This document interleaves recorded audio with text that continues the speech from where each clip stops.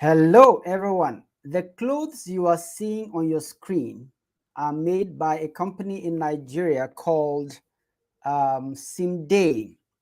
Simday makes excellent clothing, but something happened when someone I know tried to make an order last week. The cost of one of the clothes or a set of clothes, a pair of clothes, was $26. The cost of sending them to Ghana happened to be $44. $26 to buy, $44 to ship from Lagos to Ghana.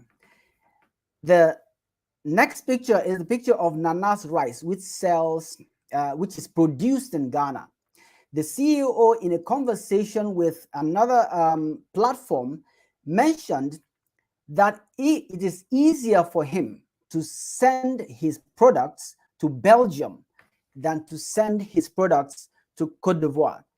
And in case you had a not too good relationship with geography, Cote d'Ivoire is the next door neighbor to Ghana. The third photo I'm going to show you is from Ologu Couture. Ologu is based in Aba, Ibokwenu. Ologu does these clothes locally, of course, with foreign imported materials, but excellent work being done in Eastern Nigeria. In sending them to cross the border from Lagos to Accra, you have to pay for the crossing, and you at the time of COVID, you also had to pay a COVID fee, and then when picking up the items. These are what we're going to talk about today. How easy is it for entrepreneurs in Africa to ship their goods across boundaries in Africa? In a minute, join us in a minute with our special guest. And while you are, getting ready to join us, I want you to share this video with your colleagues, share this video with entrepreneurs, and we're going to get started in about 30 seconds.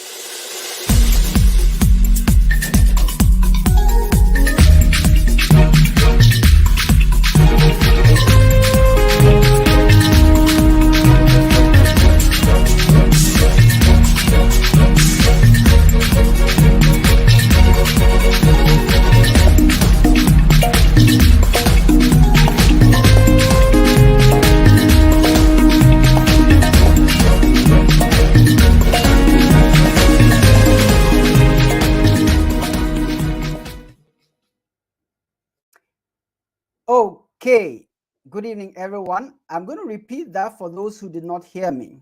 The clothes you're seeing on the screen are made by Simday Couture. Making them in Nigeria is awesome. Sending them to Ghana costs twice the price of the goods. $26 to buy a pair, $44 to send to Ghana. This is Nana's rice. It's made in Ghana. The CEO of this company said that it was cheaper to send his goods to Belgium than to send them to Cote d'Ivoire, Ghana's next door neighbor. The third slide I'm showing you is from Ologu Couture. During COVID and a little bit after COVID, you had to pay an extra cost to ship the goods to Ghana and as well as to clear the goods, so to speak, from the shipping company. It's incredible. Today, I'm going to be talking to an amazing gentleman about these issues on cross-border intra-African trade. With me today is Shadrack Kubyane. I'm going to give him the floor to just introduce himself in case you don't know him and tell you what he's doing, the latest thing he's doing with Coronet 48. Shadrack, you have the floor. Thank you kindly. It's great to be back home on Iwineti. To every Iwineti audience, we appreciate you, we see you, and we salute you. We are glad that you are part of the Iwineti family. And yes, I don't travel alone. I bring with me greetings from the Coronet blockchain family and the Coronet 48 side of the family. It's really great to be here. Thank you once again, Kenneth, for helping to co-create the Africa we want. I am speaking with you, dear audiences and guests, all the way from Sandton, Johannesburg, South Africa. It is the richest square mile on the continent of Africa. However, some of the challenges that we will be tackling today includes the one that I'm navigating now, whereby we are in the middle of a power cut. The richest square mile on the continent of Africa is in the heart of a power poverty at this particular point that I'm beaming in from Sandton. So those are some of the interesting African nuances that necessitate us to come around the fire and co-create the Africa we want by taking stock of where we are at and assessing our strengths, but also chatting a bit about the homework that is still pending in this regard, be it the Africa Continental Free Trade Agreement, or be it some legacy issues that should have been healed by now. On that note, it's great to be here. I am Shadrack Kubyane, the co-founder of Coronet Blockchain, a villager at heart with corporate experience and now enjoying diplomacy in blockchain throughout. Thank you kindly. Awesome. Thank you for joining us, Shadrack. And thank you, Anne. Thank you, James. Thank you, everyone else who is joining in today's conversation.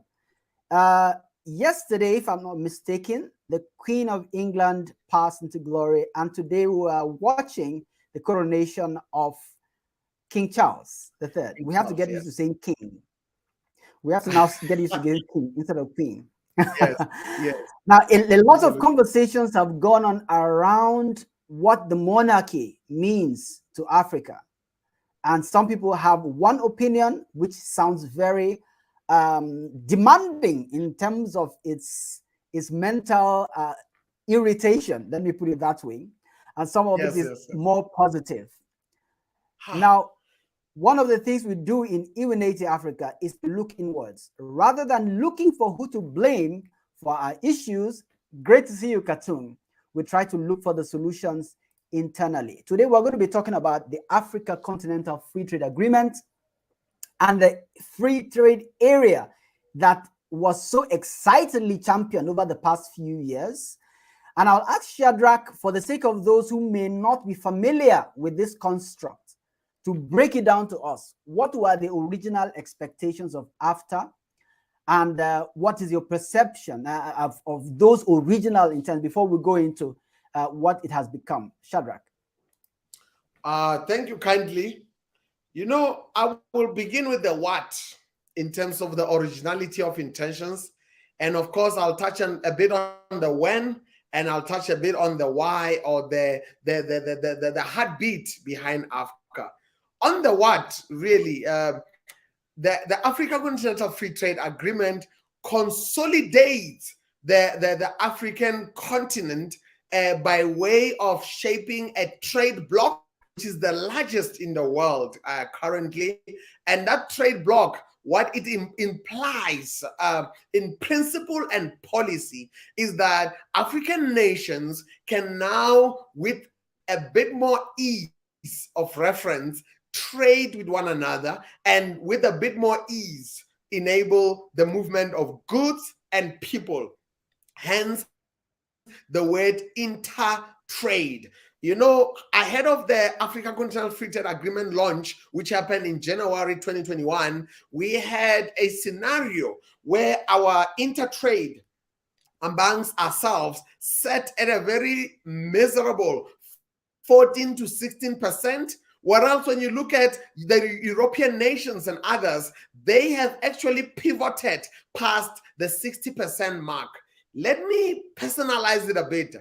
You cannot say you love thy neighbor if you are not trading with thy neighbor. We cannot have a scenario where it's a lot easier to trade with your distant neighbor in Asia, your distant neighbor in Europe, as much as you love them too. It cannot be a lot easier to trade with those far-reaching neighbors than it is to trade with a neighbor next to you. And neither can Africa afford to remain disenfranchised or on a back footing in terms of the currency and cultural divisions among us, the things that divide us. The borders had to be lowered, the tariffs had to be lowered by up to 90% to really simplify the flow of goods and people. That, in principle, is why we really resonated with the celebration of the AfCFTA as incorporated, with the primary goals of accelerating intertrade past the $450 billion mark. By 2030 to 2035, we are making inroads in that direction. We are still in the process of lowering the borders, consolidated the what do you call it, oiling the wheels of trade as we are at, and I'll be delving further. But the why behind the AfCFTA is that there was a certain narrative in the media where they used to refer to the dark continent or the dark Africa.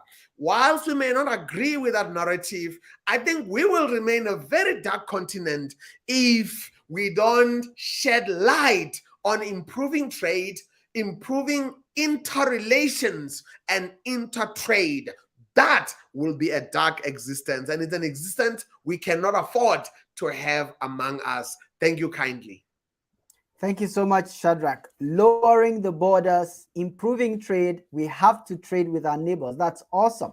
So now we want to go. I know that you are a very strong proponent of truthful supply chains, effective supply chains, and of course, a proponent of Africa's progress. Yes. Now, the outcomes. Since we did launched AfCFTA, I know you said we're in progress of lowering tariffs. We're looking at a long-term vision of 2035.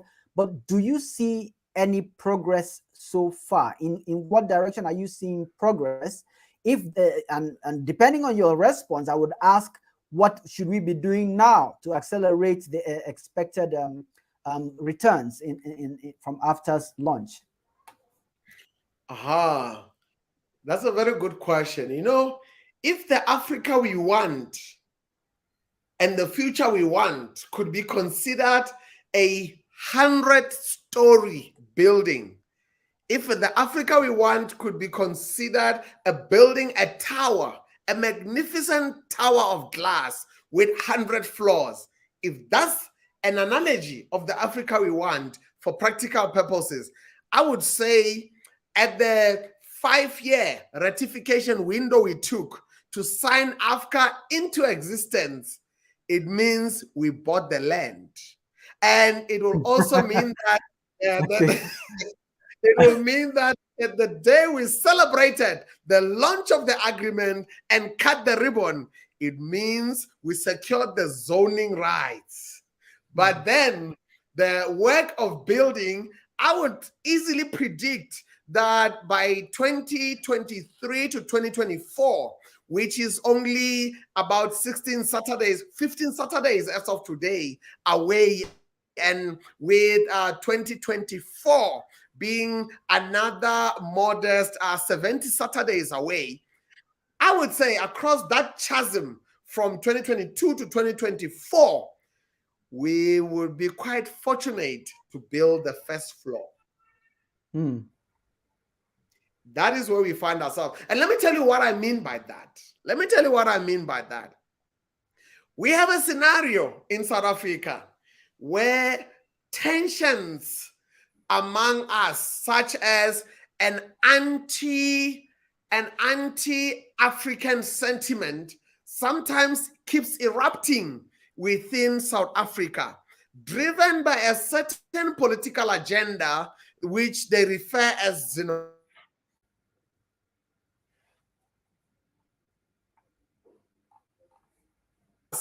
That we are building the Africa we want. So that's what keeps us on the first floor.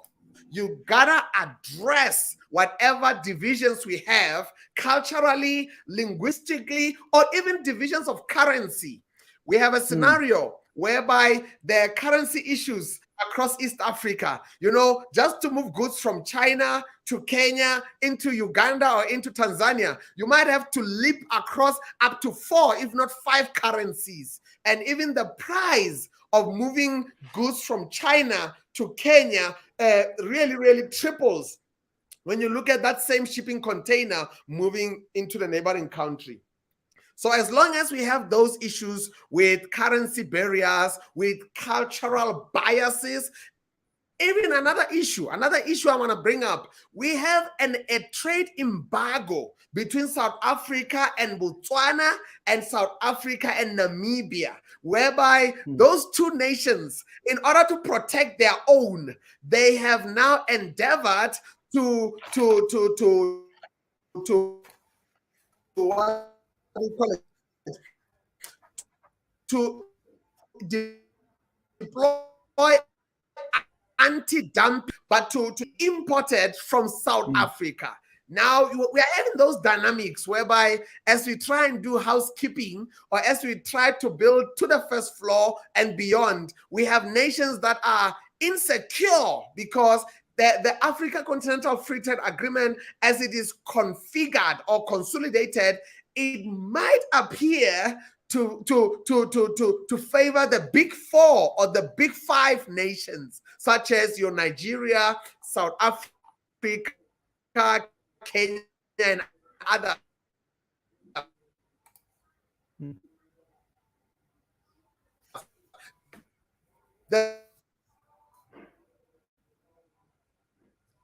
The smaller nations are very scared and very terrified whether they'll be on a back footing. Can you still hear me, Kenneth?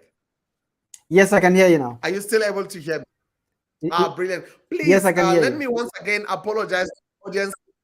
Yes, let me apologize to the audiences. If there's a bit of a gaps, it's merely because Santon Johannesburg is going through a power cut, but there was no way we were going to miss this meeting, which was announced ahead of the power cut. So as I was saying, there's all these discrepancies in trade. There's all these cultural biases that are left unaddressed. There's all these multi-currency issues. Even though the consolidated payments platform was launched by the Africa Union last year, there's still those inroads of now making that same payment gateway or payment platform to become standard. So I would still, we're at the first floor, but we have to race our way up to the 100th floor, because lo and behold, future generations may not forgive us for taking too long to get on with this building process.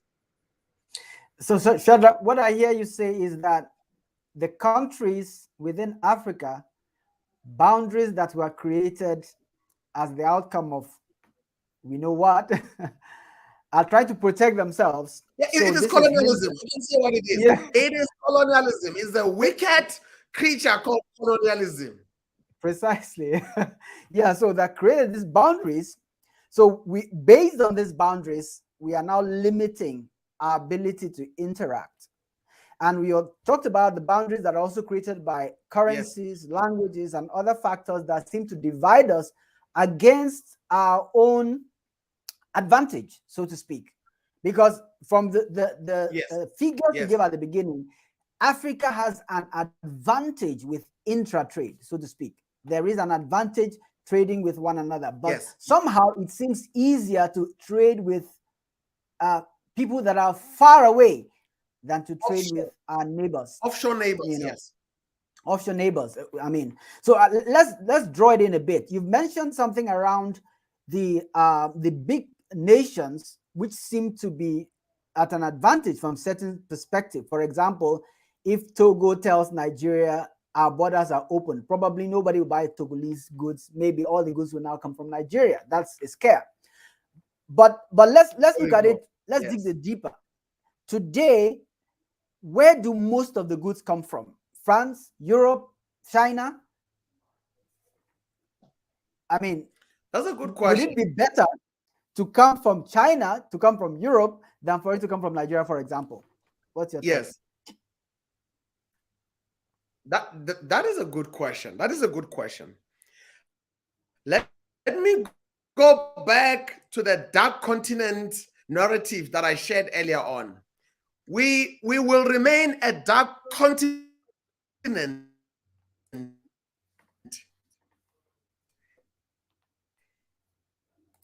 if we do not revisit them, and if we don't revisit the made in Africa image perspective.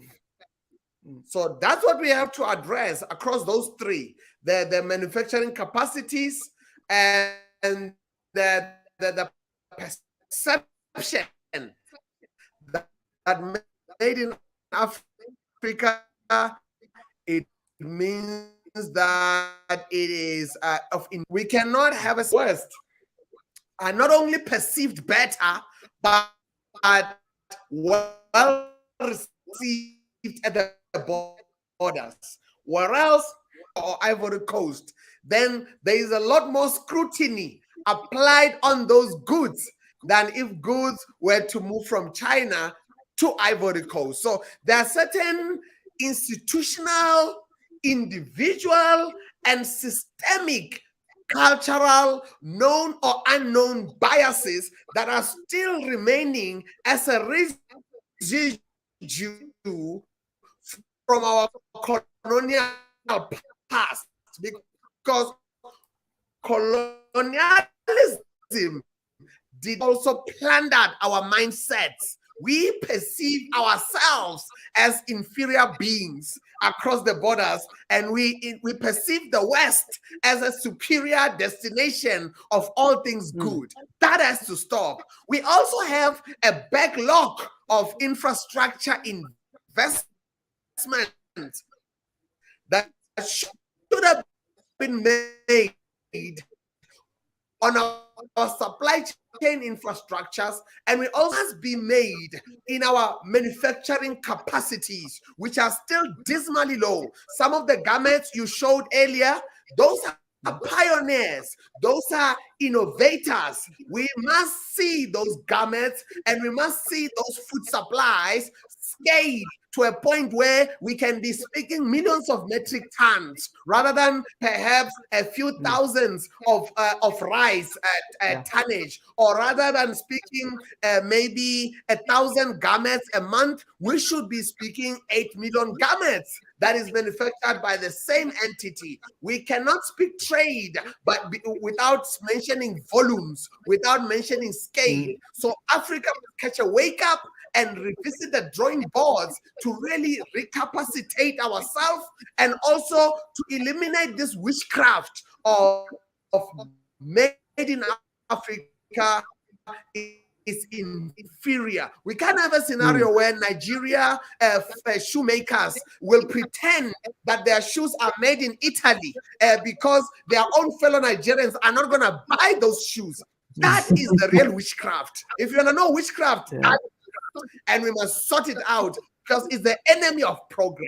Thank you kindly. Thank you, Shadrack. I like the fact that you came down to that level of what I call appetite. The appetite for what is produced locally as again for what is produced externally as against what is produced locally. Because when you talk about volumes, demand must show that there's an opportunity for investors to scale. Am I correct?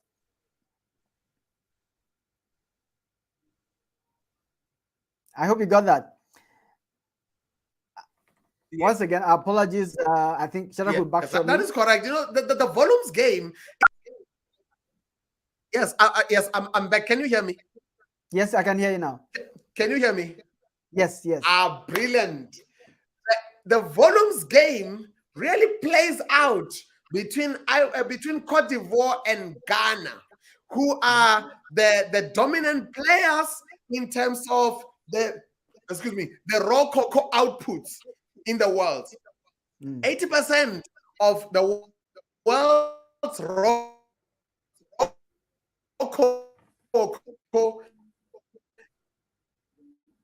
comes from Ghana. Challenge call that in 2021, the president of Ghana announced that Ghana wants to manufacture its own chocolates through value addition.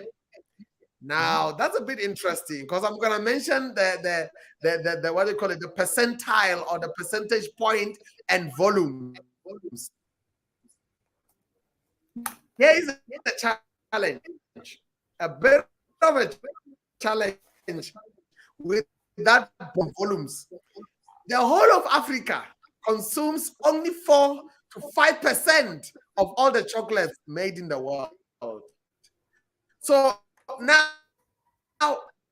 when you manufacture what do you call it, a captive audience to consume that chocolate, because historically chocolate has been regarded as a luxury in Africa, whereas when we head into the West, when we head into Swiss, Germany, when we head into the US and other territories, chocolate is, I would even go as far as saying it's a necessity, right up there next to ice cream. So we have to look at this kind of dynamics of, okay, how do we now cultivate the demand side of things? And that applies to ice cream, that applies to chocolate. Let's come to the garments.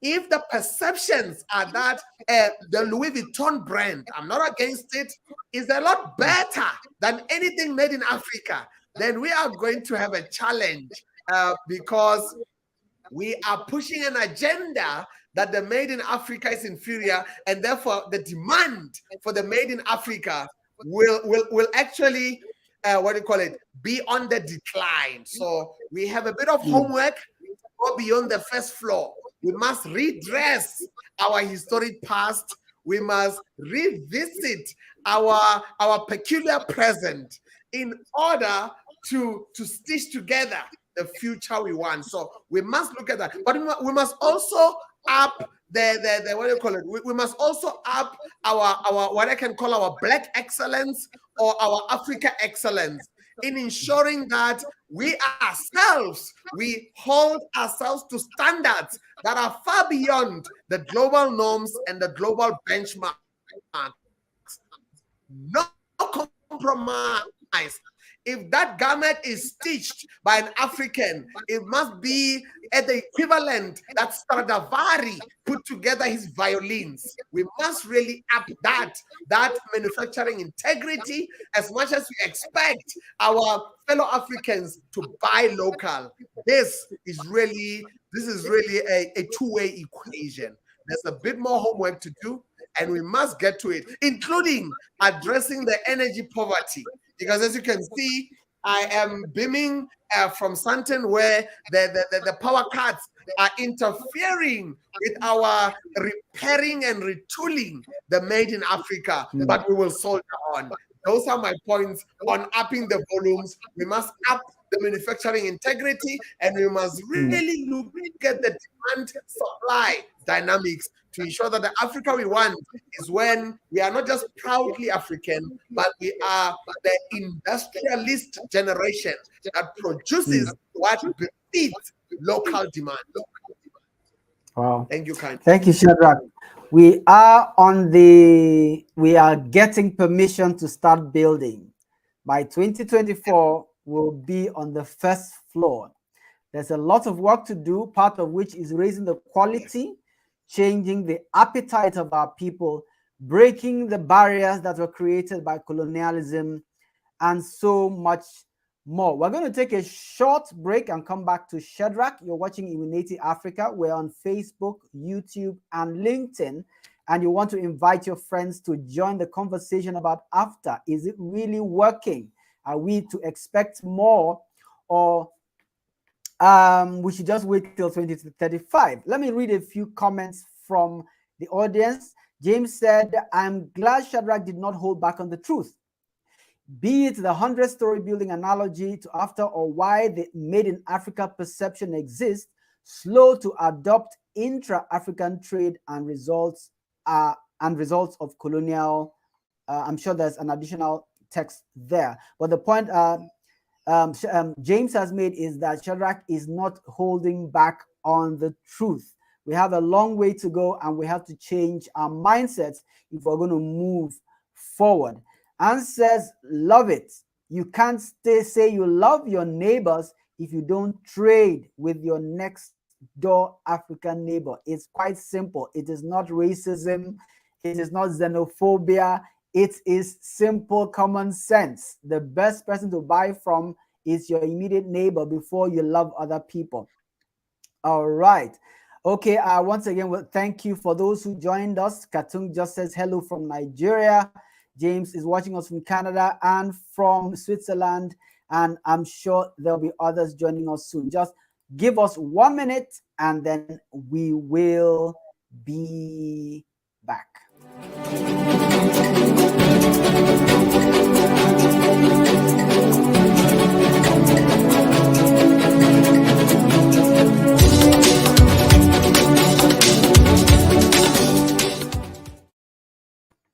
All right, welcome back.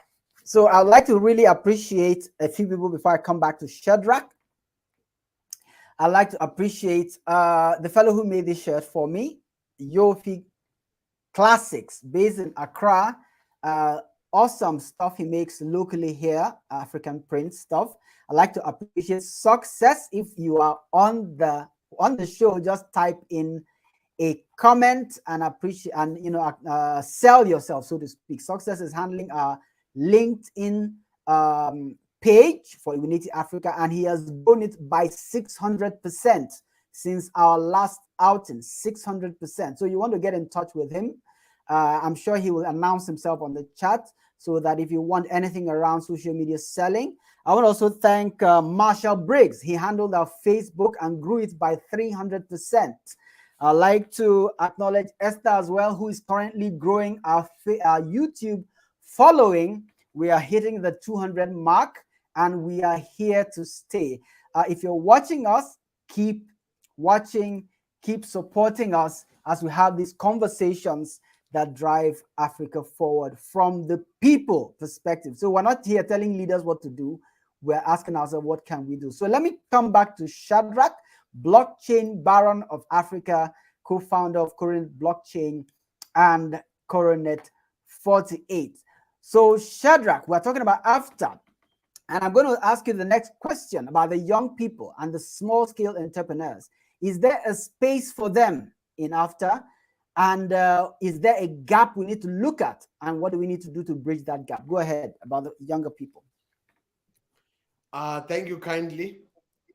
Addressing the youth challenges and addressing the youthful expectations, particularly from the small to medium businesses, including from them, without firstly looking at our rearview mirror into the past of how we got here. So historically, a number of our infrastructure, trade infrastructure, was pointing outwardly, to get garments to move out of out of Nigeria to either the diaspora or to the West and other nations. It's also equally a lot easier to get goods maybe from the East, maybe from China, into Nigeria, into Kenya, into Togo, and into other respective countries. For as long as we have those institutionalized or systemic or historic difficulties embedded in our trade equation, then maybe we shouldn't be surprised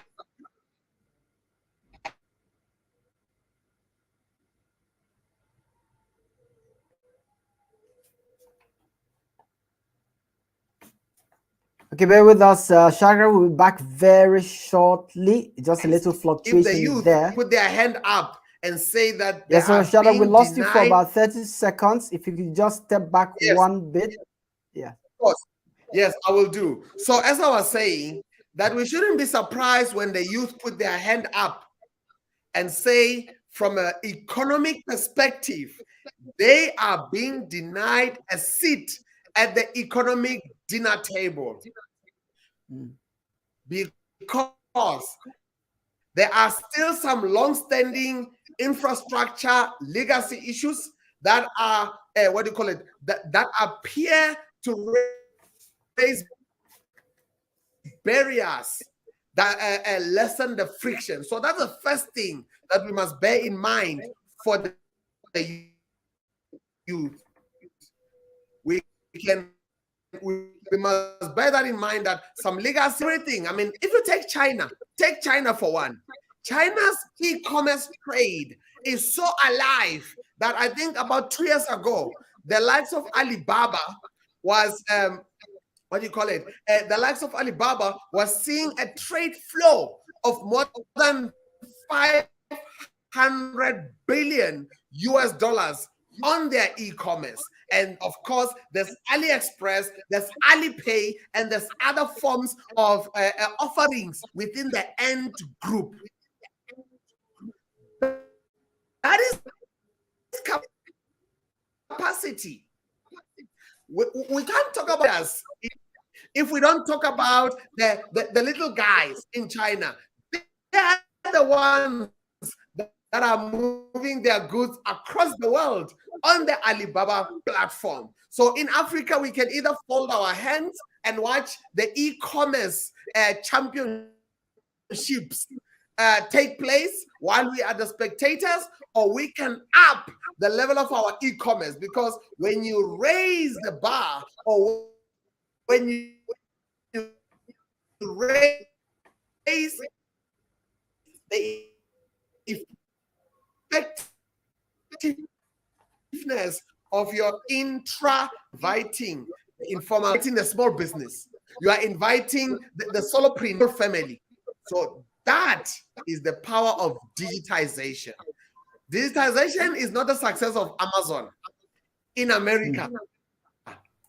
It's not just the success of Alibaba. We need our very own multiple, not one winner takes all, but multiple digitization of trade, digitization, e-commerce, business to business, business to consumer, direct to consumer, including the what do you call it? I believe there's another model called Q-commerce, which is more the instant delivery model. We need those models to pick up, because if you're to open an e-commerce app to deliver food in Nigeria, suddenly all the restaurants come on board, including those chefs that are cooking at home. They can avail their offerings of jollof rice, of egusi, of okra, of obono, and all these type of food offerings on that same app. So there's an African principle called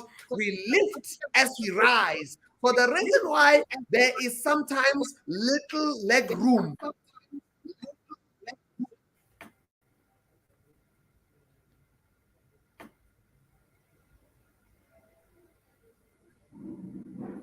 for small businesses in Africa to take place. The Continental Free Trade title deeds to the land we need is construction mechanisms to now materialize AfCFTA by way of enabling infrastructure that is led by entrepreneurs for entrepreneurs across digitization or manual systems or a hybrid of both, to ensure that we no longer have just entrepreneurs in Africa, but we have industrialists that can lift as they rise, that can take advantage of AfCFTA in order to build the types of rising unicorns that can onboard the small players on board. So to move from the first floor beyond, or to build the first floor and go beyond,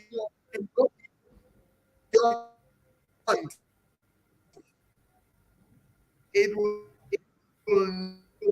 not require the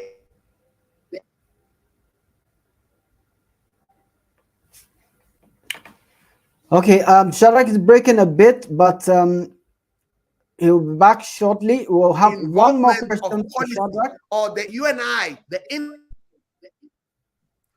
there we are. Am I back online? Just you're back online. Yes, just 30 seconds or so. Thank you so much. Thank you kindly. Okay. All right. So I appreciate something you said about the fact that in China's case, for example, you gave the example of Alibaba and the fact that infrastructure, there's certain foundational infrastructure necessary to drive trade in any geography, especially in the 21st century. And you gave the example of Alibaba providing a platform that allows several small players to sell their goods and to push that. And I remember very clearly Ejuaso in Ghana. I remember there are many platforms, Habari in Nigeria, many platforms like that that are now rising up. And we still need to deal with the issue of adoption, you know, being able to say, we want to make this grow. We want to join hands to make this grow. Rise, like you said, or lift others as we rise, like you said. And we need to push that so much. I'm going to ask you one more question, but before that, let's do a little bit of a poll. For those on the call live. Share with us, what is your experience, whether you live in Africa or not? What is your percentage? What percentage of consumer goods, food, clothing, and other items that you use within the home do you purchase locally? Are you conscious of that? When you go to a store, do you check made in what, made in where? I mean, can you estimate what percentage of your budget for your consumer goods is spent on locally produced items? Please drop it in the chat and let's see how that goes. And I'm going to ask Shadrack one more question about the governments of African countries. We've touched on this, but I would like you to please delve into it a little more. Are African nations willingly aligning with the vision of AfCFTA? And how does this impact on trade from outside Africa? Are there external interests that we might be stepping on, whose toes we might be stepping on? Please share with us. That is a good question. That is really an incredible question. Firstly, in any equation, if we're to be quite frank, in any equation, if there is an intention to displace the old guard, especially if the old guard was guarding a lucrative melting pot, if there's an attempt to displace the old guard is not going to give up without a fight. That is a fact of life. Whether the old guard is a man with a big belly who has been guarding the pot that is supposed to feed the village, and the man with the big belly is feeding himself first to a point of forgetting the village. Whether that's the case, or that is the case of our colonial past having left a residue, or I think I would like to use a technological term, a backdoor access to still find a way to control African trade dynamics. If that's the case, then we must be up to putting up a fight to ensure that we don't necessarily displace the old guard, but we co-create an Africa where African interests are prioritized first and foremost, more than the interest or a big appetite. We are now in the middle of that fight, and that fight is happening institutionally at a government level. There must be, or rather, there are some inroads being made to internalize and localize the free trade agreement, be it at the lowering of the border tariffs, be it at the simplifying of customs and border controls, or be it at simplifying the movement of talent. We had a scenario here in Southern Africa, the SADC region, which is our own version of ECOWAS. We had a scenario where a delegation from East Africa in Rwanda, right there at the belly of the beast, flew to Zimbabwe in order to procure a, a talent pool.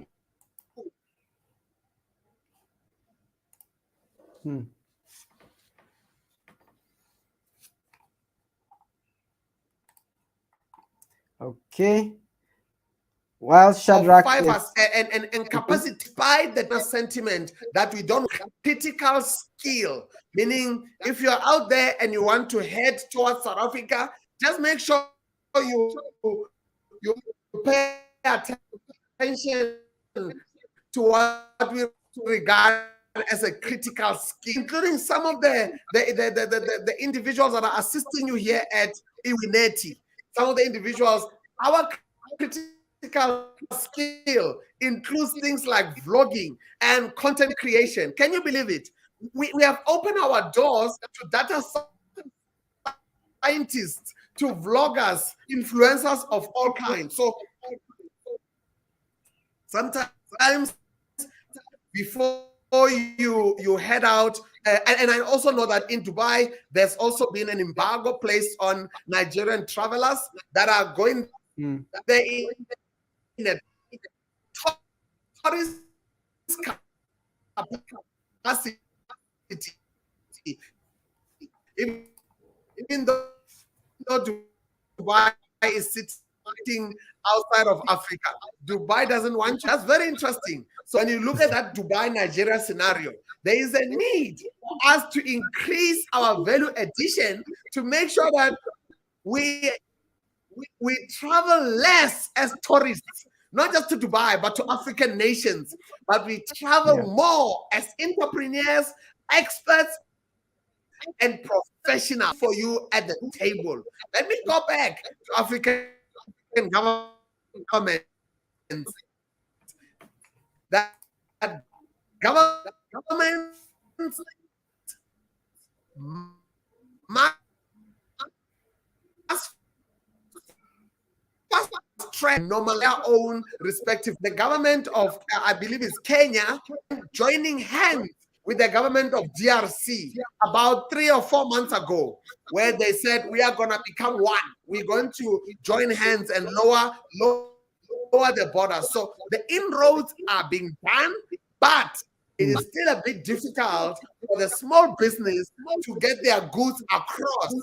That's partly because the quality assurance challenges, the quality assurance difficulties, where I need to know the integrity of that government because it is crossing the border now. What that means is for small businesses must get their act together and take advantage of technologies like blockchain in order to lower barriers to entry when it comes to quality assurance and quality standards, which is something that we focus on at Coronet Blockchain. So the little guy must really up their game in order for the little guy to punch beyond their weight. But additional biases in infrastructure. There would never be Alibaba if the port known as Guangzhou in China, along with other ports, do not exist. So governments must come to the party and invest in infrastructure and invest in data connectivity and invest in really simplifying and lessening the cost of data and invest in energy, to our energy supply that could disrupt our trade of goods. So the government must come to the party. But as a small business, we must sit up and no more shying away from problems as entrepreneurs. That is two sides of the same coin. Wow, so much value here. Thank you so much, Shadrack. We have to step up our game really, and while we're trying to protect ourselves as nations, we must realize that the whole conversation around intra-trade within Africa is for everyone's benefit. Our appetite must be addressed. We are far away from our 100-story building, but it can be done, and we have to push the boundaries, both from the government arm and from our position as entrepreneurs. Entrepreneurs have changed other nations, and entrepreneurs can change Africa. So everyone has a role to play. We have to wrap up the conversation. I'll just leave Shadrack one more minute. Yes, I've got one. Please go ahead. I've got one input to make. Go ahead, sir. African governments must cease with immediate effect the tendency to come into a trade environment with a begging bowl. We should stop at a government level. We should stop outsourcing our infrastructure backlogs. Even though the West was at the dinner table helping to finance our infrastructure, then when the West vacated the dinner table, we went to the East. We went to China, where the sun rises. But now we're hearing all this talk of what do you call this? Of people say maybe what do you call it? China is embarking on a new colonialism,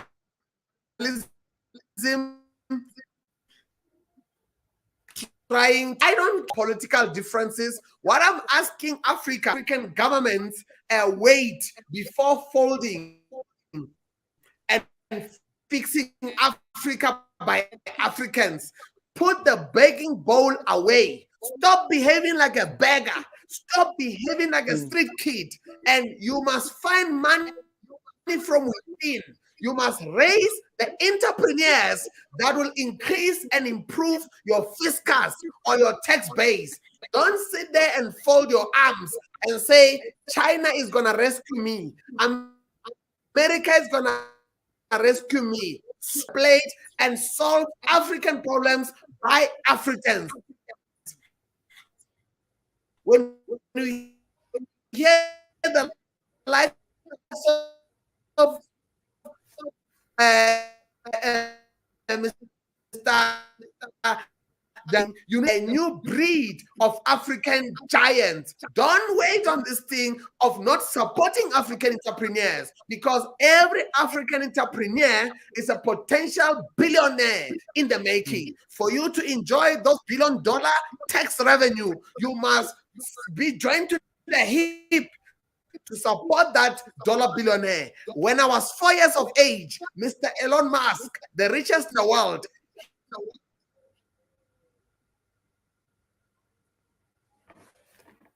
All right, we are getting a lot of breaks, but at the same time, he is not. Oh yes, thank you, thank you. So I was saying that we need to identify and support our Elon Musk, our Tony Olumelos as government. Yes, we must support our entrepreneurs locally. We must have our own Silicon Valleys in Africa. We can't have this scenario of people like PayFast or people like who's this other one? And what do you call it? This fintech outside of Africa, more than this other one that also is what do you call it? So we can't have Flutter Waves and other rising fintech giants be supported out of Africa, be owned out of Africa. Later on, we are surprised as the government why we are not receiving increased tax revenue. So we must stop the begging bowl mentality. We must stop the street kid mindset. We must support our very own, because that African son, that African daughter could be the Olumelo of tomorrow. Let's identify them. Let's support them. Could be the Elon Musk of tomorrow, so that they don't vacate Africa, but they remain on African soil. We also can't tell the diaspora to come back to Africa. If we as governments are not getting our results, it's time to invest in our own if we want to benefit and reap from our own. It's time to stop reaping where we are not planting. That is what I'm saying. Thank you kindly. Thank you very much, Shadrack. So much value. We cannot keep begging forever. We have value to give. We can restore our dignity so that when we move outside our homes, we are doing so in dignity. We're not doing so to beg for someone to accommodate us. We're not angry at nations that won't accommodate us. They don't want to accommodate, no value. So we have a lot of work to do. And I thank you, Shadrack, for the thoughts you have shared. I'll just read a few more comments from the comments list, and then we'll wrap up the conversation. James says both physical and digital infrastructure is still lacking throughout Africa. It will take a little more time to build, and we are praying and hoping, working hard to see that that time is within our lifetime. Shadrack says also in Canada in the past month, I've purchased oranges from South Africa and Morocco, and also grapes from South Africa. I've also purchased books from South Africa. Some people argue that Shadrack's South Africa is a part of Europe. But we appreciate that it is still part of Africa anyway. So that's wonderful. And that means that they've been able to develop their quality to be sellable in Canada, sellable outside the nation.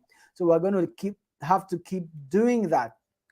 Let me read Katung's comment. Breaking the appetite is the challenge, some kind of reorientation, a major culture shift.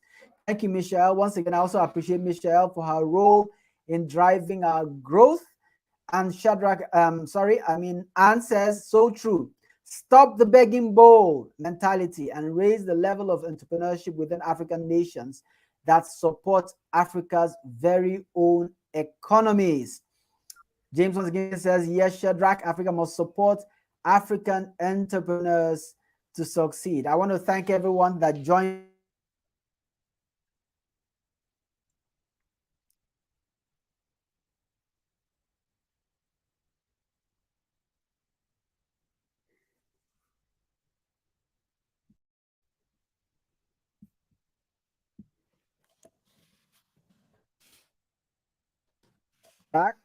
We're back. Yeah, I want to thank Shadrack so much for joining us today and everyone who contributed to the conversation. This is Iwineti Africa. We are looking for what we can do, not what someone else can do to change our narratives. If you like the conversation, please share, tag someone, invite someone to subscribe. We're on YouTube, Facebook, LinkedIn, and we'll have another one like this next month. Have a wonderful rest of the weekend. Shadrack, please say your byes to the audience. Oh, yes. I would like to really thank everyone present. James, we see you. We appreciate you. Katung, we salute you. And all the way from Switzerland, we really appreciate all the love. And indeed, Michelle, thanks for your support, and all the other audiences, including decision makers that are listening in the wings. We see you, we appreciate you, and once again, great to be here. Much appreciated. Looking forward to the road ahead. The Africa we want. All right. Thank you so much, Shadrack. Bye, everyone.